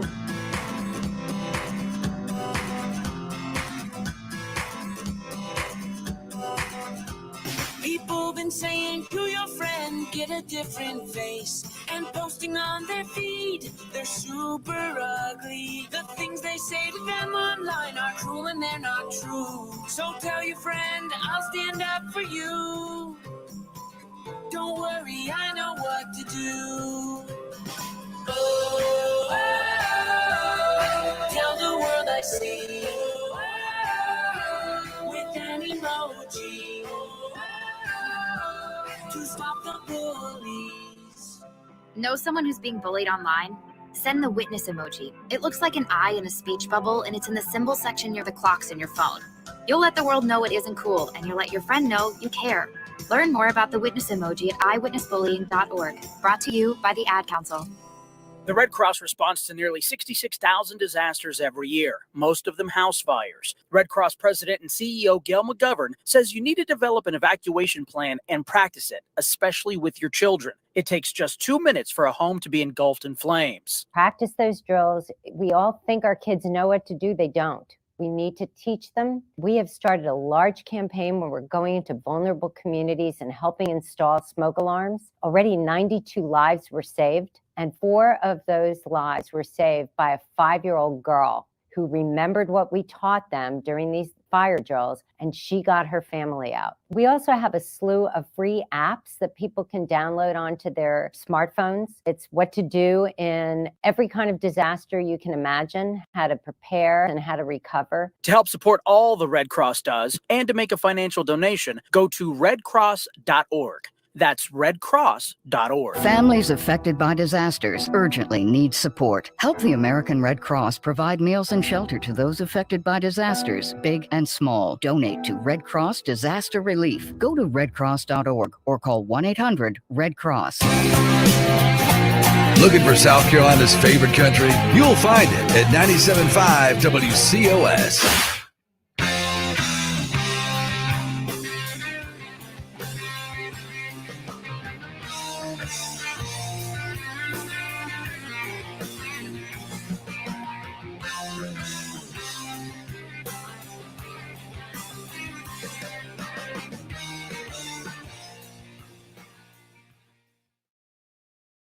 Clemson Sports Talk, a Wednesday January the 12th. Look, I know it's still January, but the fact that it's 12 days in, I mean, I was thinking about how long ago, because look, you're accustomed to Clemson in recent years playing in the college football playoff and maybe playing in the national championship and playing up until like this point in the year, but Clemson hadn't played football in 2 weeks. It's like, ugh, that doesn't feel good. It's kind of a strange thing. 803-450-0086. So the portal.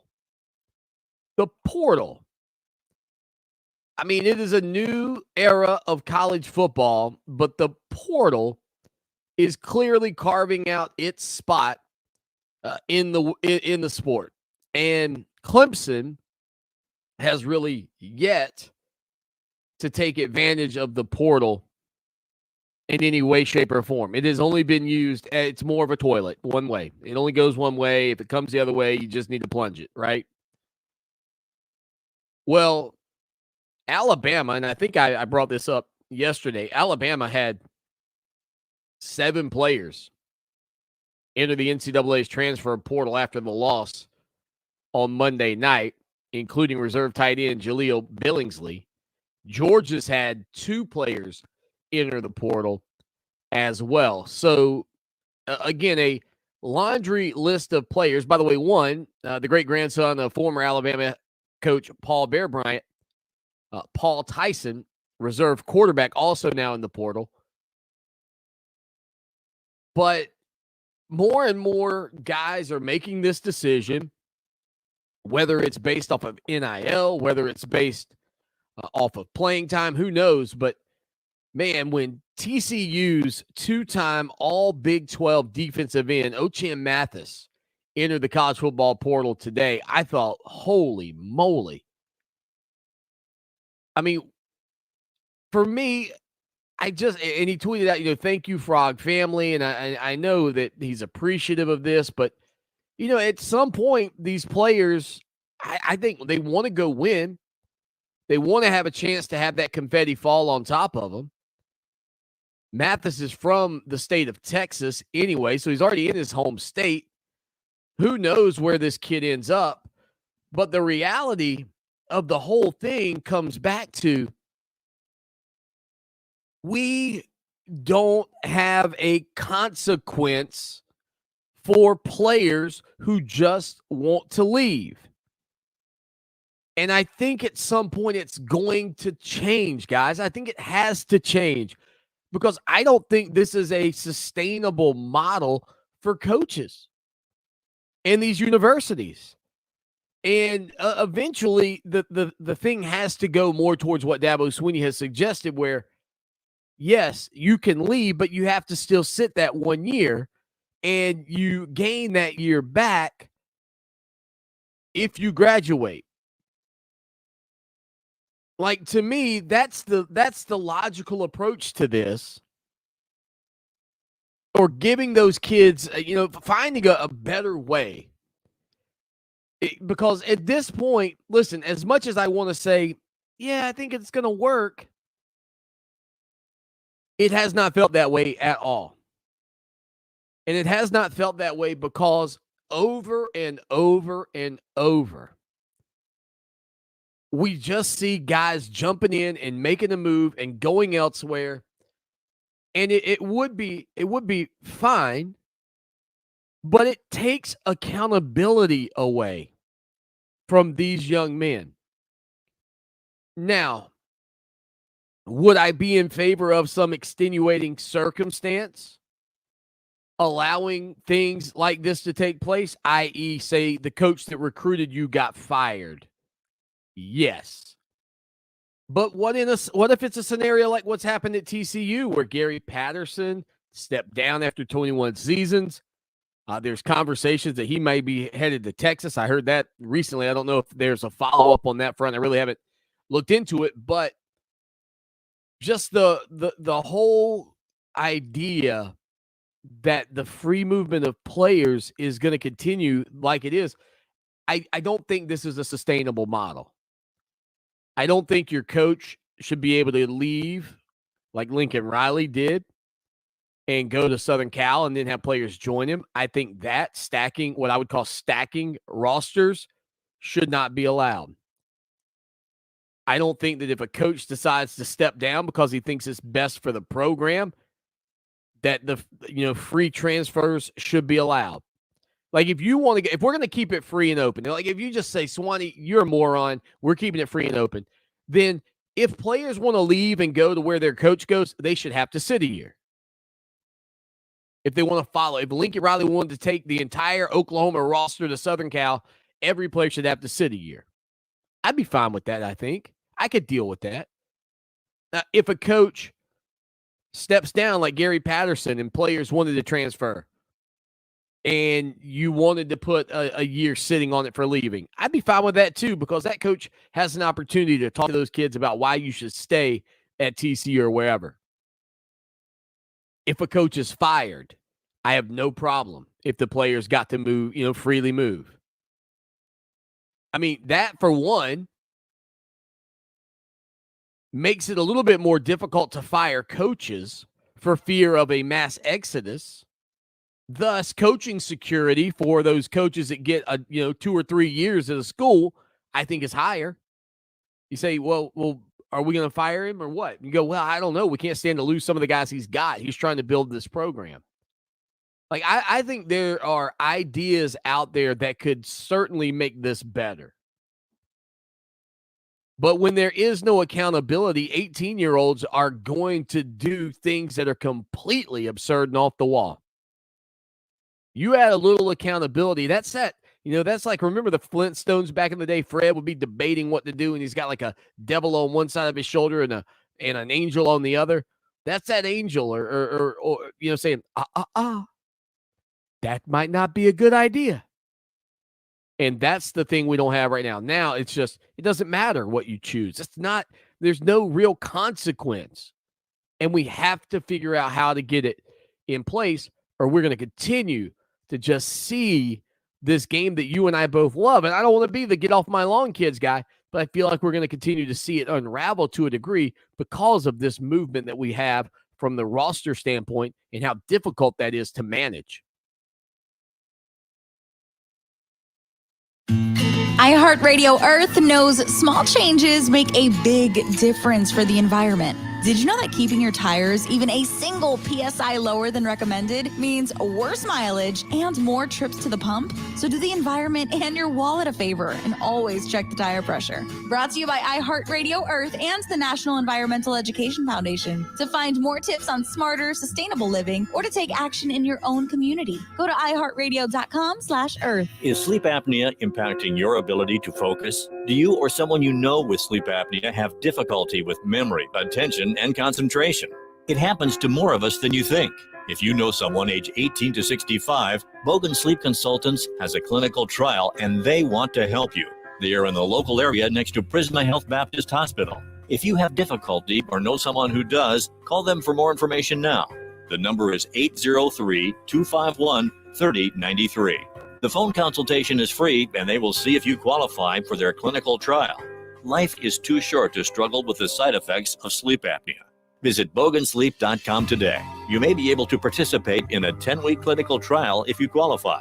Take control of treatment for sleep apnea now by calling Bogan Sleep Consultants at 803-251-3093 or visit bogansleep.com now. Bogan Sleep Consultants wants to help Columbia get better sleep tonight.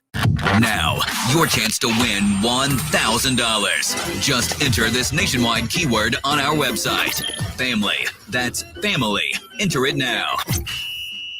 Hi, this is Dan Patrick, and here's what's trending from the iHeart Sports Network, presented by Mercedes-Benz. In one of the most surprising moves in the NFL, the Dolphins announced they're moving on from head coach Brian Flores. The Dolphins did miss the playoffs for a fifth season in a row. However, Flores is well regarded around the league for back-to-back winning seasons after taking on what many consider to be a complete rebuild in 2019. With several openings across the NFL, I wouldn't be surprised to see Flores get another shot at being a head coach. I'm Chris Collinsworth. Daring, safe, stylish, sporty. The 2021 sedan family checks everything except inside the box. Check out the one-of-a-kind vehicles at your local Mercedes-Benz dealer or learn more at MBUSA.com. There's an app for everything. And I bet you have multiple apps on your phone just to order food, get a ride, or even find a date. But we made the iHeartRadio app your all-in-one app. Your favorite music, radio stations, and podcasts together, and all for free.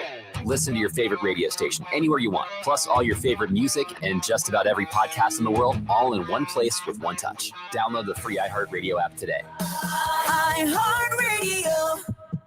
Discover music, radio, and podcasts you'll love. We first opened about 10 years ago. We were small, just a few of us, but it was exciting. I always dreamt of having my own business. It was kind of slow at first, but things started picking up. We had big plans, but in our wildest dreams, we never thought we'd have this much work. Yeah, with so many businesses caught off guard by the storm, Reed Waste Management has never been busier. What will become of your business after a disaster? Nearly 2/3 of businesses aren't prepared for an emergency, and 40% of businesses that experience a disaster never recover. Make an emergency plan now before it's too late. For a free online tool that helps you develop an emergency plan to keep your business up and running should disaster strike, visit ready.gov/business. Brought to you by the Federal Emergency Management Agency, the American Red Cross, and the Ad Council. Fox Sports Radio 1400, serving Columbia at 1400, and the world on the iHeartRadio app.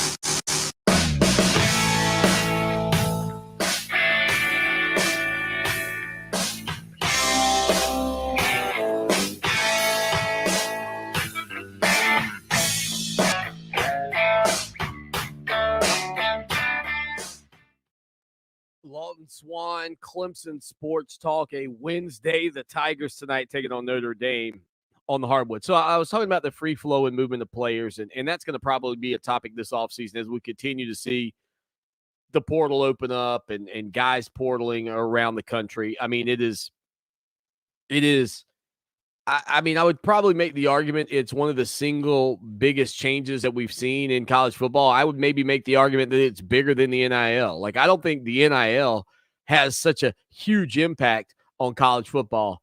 I think there are select programs that might be impacted more so by it because of the potential ad dollars, like Southern Cal with their reach to the millions and millions of people. Like, you could be on a billboard in Los Angeles and make a lot more money than you can being on a billboard in Pickens County.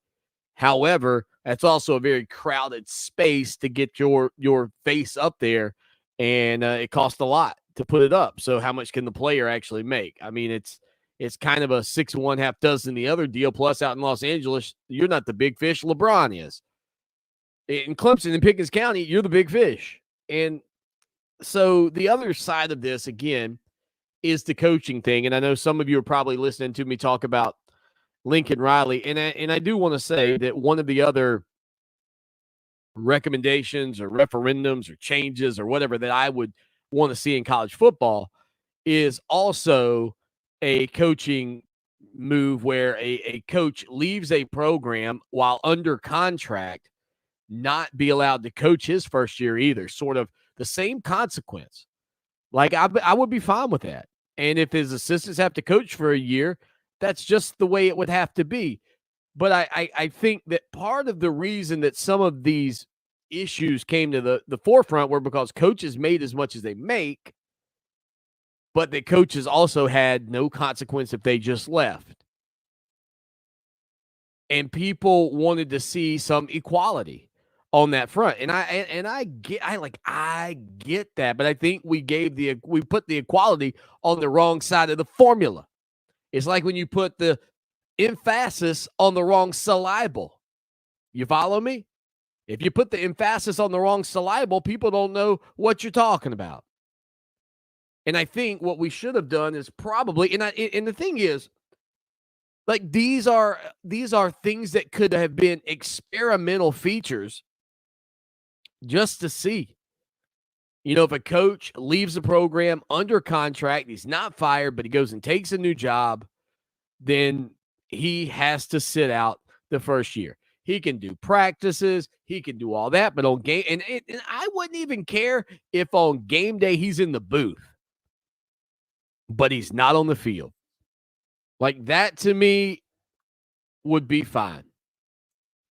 Your boy Swanny would not be upset if that's the way we did it. And I know so many people just want – I'm not saying you guys want to jump on me about my take because some of you will take the side of the player. I want the player to have some leverage. I want the player to be able to move, but I also think that it's healthier for the sport. Like, you have to weigh what's most important to you. Is what's most important to you as a fan of this game the coaches, the players, or the sport in general? To me, it's the sport in general.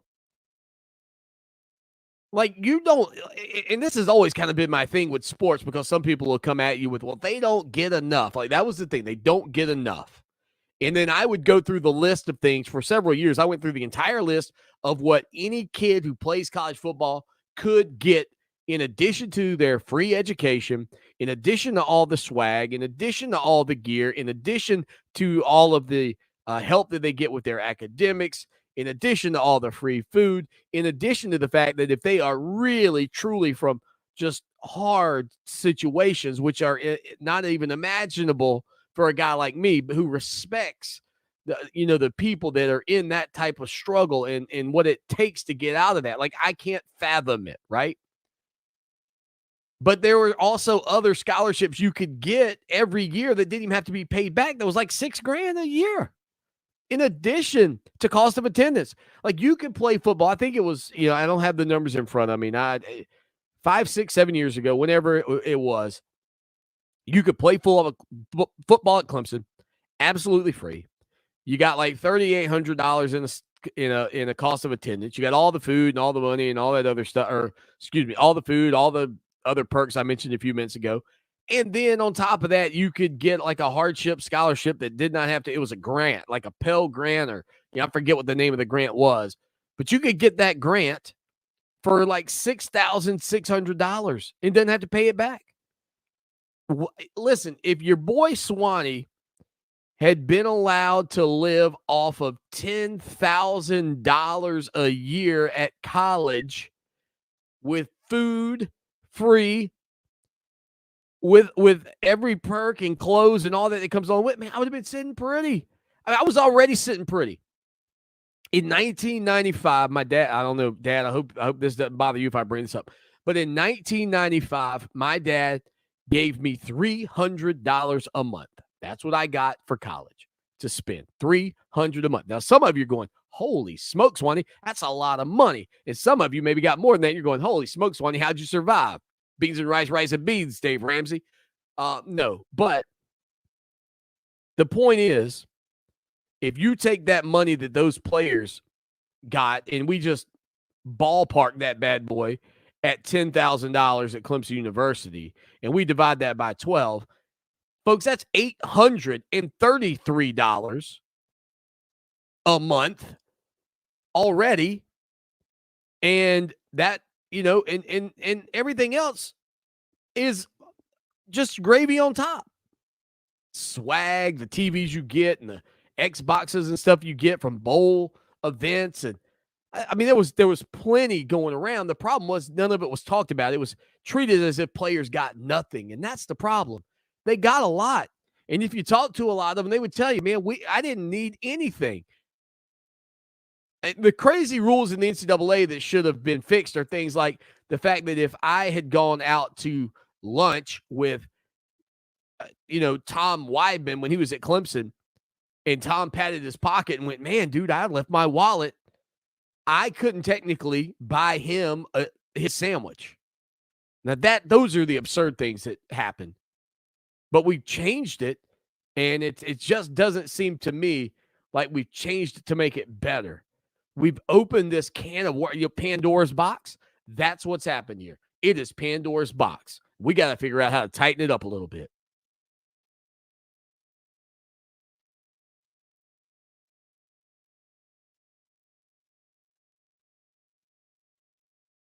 Lawton Swan here, and I know in sports we're always talking about the big guy. Well, let me tell you, when you're buying a car, you don't need that. What you need to do is head down to Orangeburg to my good friends at Ferry Chevrolet Cadillac. 4 generations of family-owned business right there at Ferry Chevrolet. No dock fees, no tricks, straightforward pricing in a low-pressure environment you'll love. Check them out online, ferrychevrolet.com, or call them 803-536-1600. It's Ferry Chevrolet Cadillac, just a short 30-minute drive off of exit 145A in Orangeburg. When a physician you trust moves on, it's deflating. When that physician returns, it's worth celebrating. Welcome home, Dr. Paul Espinoza of Espinoza Vein Institute. Yes, Dr. Espinoza is back in Lexington, caring for patients, former and new. As a trusted, respected, certified vein specialist, he offers personalized, compassionate treatment in a private practice that feels like home. Espinoza Vein Institute. Healthy legs, a step away. When I was little, I didn't talk for a long time. I liked things to always be the same. Anything new or different would scare and upset me. I was very sensitive to lights and sounds. It was almost like I had bigger eyes and ears than everyone else. So I built secret hiding places where nothing could get in. I didn't like looking people in the eye. It made me feel uncomfortable. I'd throw big tantrums over little things like when my socks didn't match. Sometimes I'd do the same things over and over. Until one day, I found out I had autism. My family got me help. Slowly, I learned how to live with it better. You can see signs of autism in children as young as 18 months. Early intervention can make a lifetime of difference. Learn the signs at autismspeaks.org/signs. Brought to you by Autism Speaks and the Ad Council. Dad, this is fun. I didn't think I'd like kayaking. Well, I'm glad you enjoyed it, but I think it's time to head back in. Okay. Can we come back? Sure. Tomorrow? Let's check with Mom. Hey, be careful getting out of the boat. It's a kayak, Dad. I'm going to return the kayak. Just make sure you have everything. Yep. Can we walk home? How about a taxi? 233 North Maple, please. It's a short fare from your neighborhood to your naturehood. Visit discovertheforest.org to find a neighborhood park or green space near you. Also, find fun activities to do like boating and biking or camping and hiking, plus much more. It's all right in your naturehood. Best day ever. A public service announcement brought to you by the Ad Council and the U.S. Forest Service. There are many sounds in your day-to-day life. There are sounds that wake you up. Sounds that make you smile. Sounds that energize you.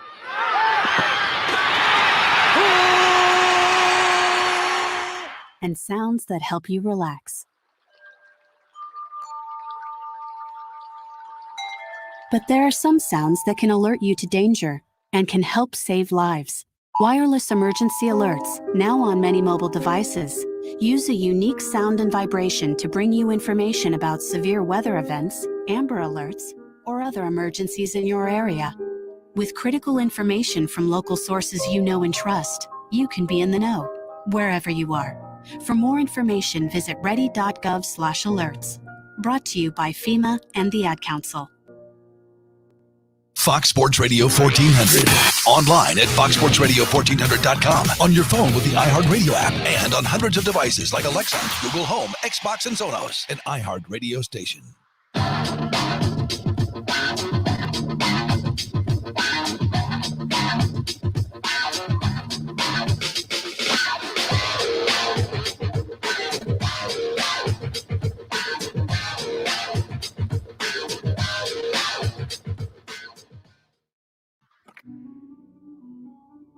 What have you done for me lately? It's a fair question. Just don't lose sight of the bigger picture. Don't forget history.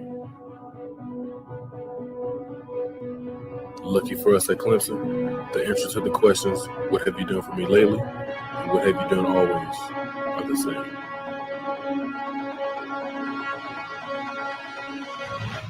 We win.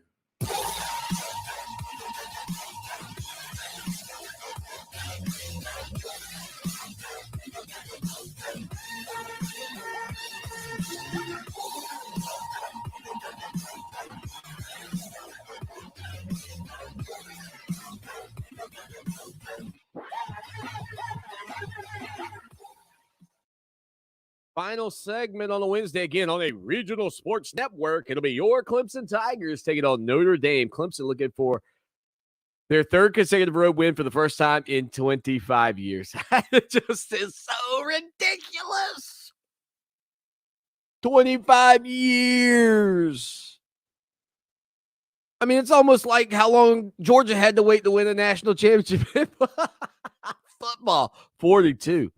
Can you, imagine that, right? So when Clemson's basketball, the last time Clemson's basketball team won 3 consecutive games, Georgia, hey, Bulldog fans, look, you had only been waiting like 16 years, 17 years. I mean, that's pretty significant. Think about that. Like, it has been 25 years since Clemson basketball has won 3 consecutive road games in the Atlantic Coast Conference. I mean, that is absurd. Like, I get it. You can go 42 years and not win a national championship in football because you don't make it into the game. You lose here or there. You should be able to win 3 road games in a conference in a 25-year period. Now, I guess you have to take into account the fact that Clemson had never won at North Carolina, which meant there was always going to be a stretch at some point up until 2 years ago where Clemson was going to lose at North Carolina. So that was always going to throw a little bit of a blemish in it, a little hitch in the giddy up. And they've only won 4 times at Duke. That was also going to mess you up.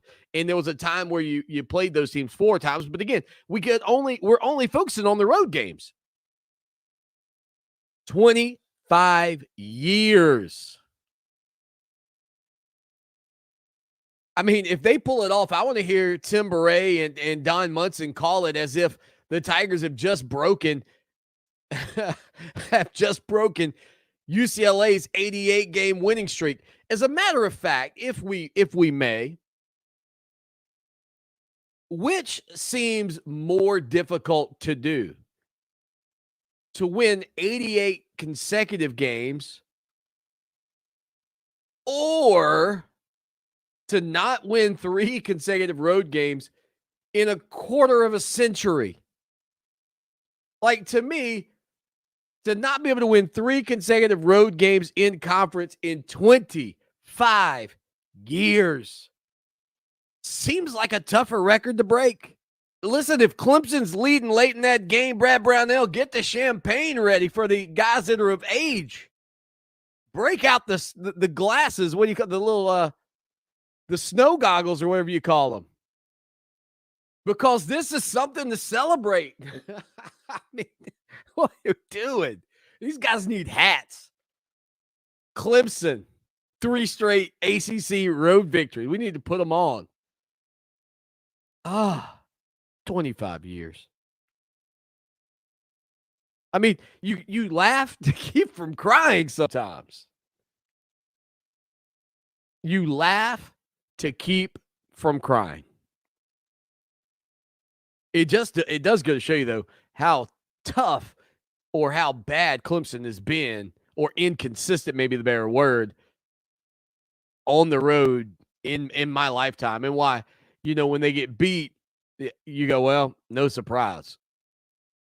Clemson basketball fans, for as much as they want to love this team and for as much as they want to be like a part of it, it's amazing because it does give you a tinge of what it's probably a little bit like to be a South Carolina football fan, right? Like, you really want to love this team. And it's the Charlie Brown and Lucy and the ball, and it's every time you go, this is it. This is the year we're going to make a run. And the ball just gets pulled out, and it just happens over and over. And so you sometimes laugh to keep from crying. And when you have a nice season or you get a nice little stretch of years together where you might not be, at or near the top of the sport, but you're getting to the NCAA tournament for South Carolina. Maybe you're getting into bowl games and you're getting talked about on game day. I mean, like, that's what every Clemson Tiger basketball fan who's got what I have in me for this team in them, that's what you want. Like I honestly, I've talked to my nephews about this, and I've also talked to some casual Clemson fans.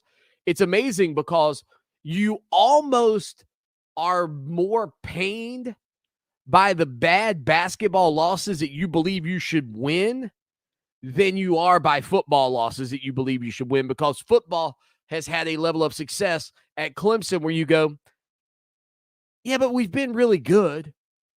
I mean, I've been to the mountaintop several times. Like in basketball, you still crave it.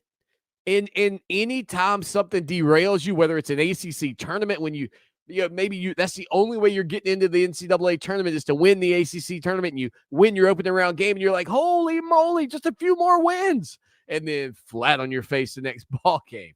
I mean, to me, that's the thing that is so unique about Clemson basketball is, as frustrating as it has been, as disappointing as it always seems to be, it's like a girl that keeps breaking your heart, but you just have to run back because you love her so much. You just think she's so beautiful. She just breaks your heart, and you just go back and get your heart broken again. And tonight, I'm sure on a regional sports network, I'm destined to have my heart broken. You probably are too. Until tomorrow, as always, y'all take care now, and go Tigers. Clemson Sports Talk with Lawton Swan on Columbia's home for sports. Fox Sports Radio 1400. Fox Sports Radio 1400 traffic. Serious wreck on Longtown at Faro. Other accidents, Atrium Way at Two Notch and Broad River at St. Andrews. If you're stuck, use the 103.5 FM WVOC traffic tip line 343-1055. This report is sponsored by Taco Bell. Raise your hand if you like burritos. Put a Taco Bell $2 beefy melt burrito in that hand. Seasoned beef with a 3-cheese blend? Put another beefy melt burrito in the other hand. You're welcome. At participating Taco Bell stores for a limited time only. Price and participation vary. Tax extra.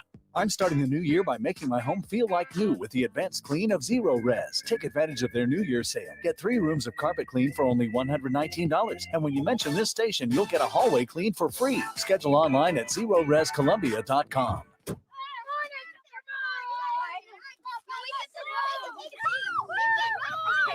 They'll challenge your authority. They'll try to break your will. They'll push you to the edge of your sanity. Because that's what kids do. But this car is your territory, not theirs.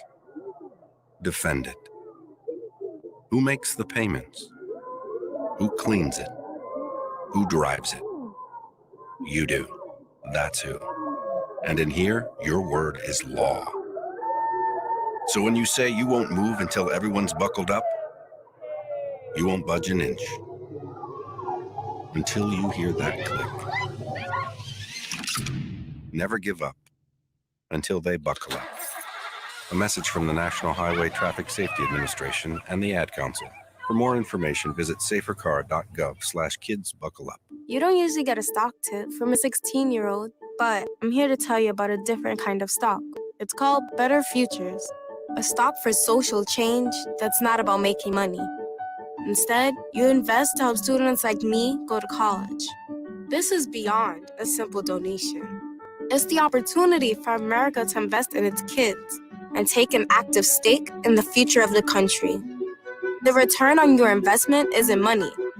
What you get back is knowing you protected our potential. So one day, that potential can grow up to become surgeons and architects, executives and engineers, people who can change the future just by being a part of it. My name is Alicia, and